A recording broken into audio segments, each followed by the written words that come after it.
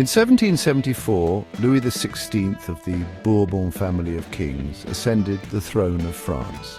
He was 20 years old and married to the Austrian princess Marie Antoinette. Upon his accession, the new king found an empty treasury. Long years of war had drained the financial resources of France. Added to this was the cost of maintaining an extravagant court at the immense palace of Versailles. Under Louis XVI, France helped the 13 American colonies to gain their independence from the common enemy, Britain. The war added more than 1 billion livres to a debt that had already risen to more than 2 billion livres. Lenders who gave the state credit now began to charge 10% interest on loans. So the French government was obliged to spend an increasing percentage of its budget on interest payments alone. To meet its regular expenses, such as the cost of maintaining an army, the court, running government offices or universities, the state was forced to increase taxes. Yet even this measure would not have sufficed. French society in the 18th century was divided into 3 estates, and only members of the 3rd estate paid taxes.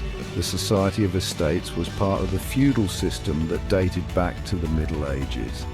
The term old regime is usually used to describe the society and institutions of France before 1789.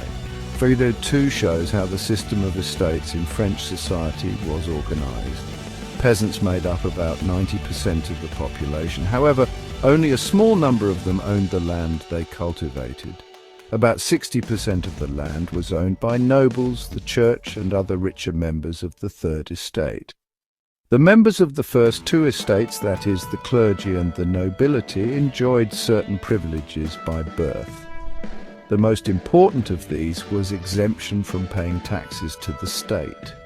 The nobles further enjoyed feudal privileges. These included feudal dues, which they extracted from the peasants. Peasants were obliged to render services to the lord, to work in his house and fields, to serve in the army, or to participate in building roads. The church too extracted its share of taxes, called tithes, from the peasants. And finally, all members of the 3rd estate had to pay taxes to the state.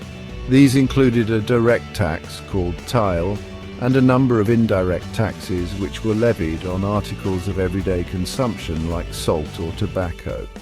The burden of financing activities of the state through taxes was borne by the 3rd estate alone. 1.1. The struggle to survive. The population of France rose from about 23 million in 1715 to 28 million in 1789. This led to a rapid increase in the demand for food grains. Production of grains could not keep pace with the demand. So the price of bread, which was the staple diet of the majority, rose rapidly. Most workers were employed as labourers in workshops whose owner fixed their wages. But wages did not keep pace with the rise in prices, so the gap between the poor and the rich widened. Things became worse whenever drought or hail reduced the harvest. This led to a subsistence crisis, something that occurred frequently in France during the old regime. A growing middle class envisages an end to privileges. In the past, peasants and workers had participated in revolts against increasing taxes and food scarcity. But they lacked the means and programs to carry out full-scale measures that would bring about a change in the social and economic order. This was left to those groups within the 3rd estate who had become prosperous and had access to education and new ideas. The 18th century witnessed the emergence of social groups termed the middle class, who earned their wealth through an expanding overseas trade and from the manufacture of goods such as woolen and silk textiles that were either exported or bought by the richer members of society. In addition to merchants and manufacturers, the 3rd estate included professions such as lawyers or administrative officials. All of these were educated and believed that no group in society should be privileged by birth. Rather, a person's social position must depend on his merit.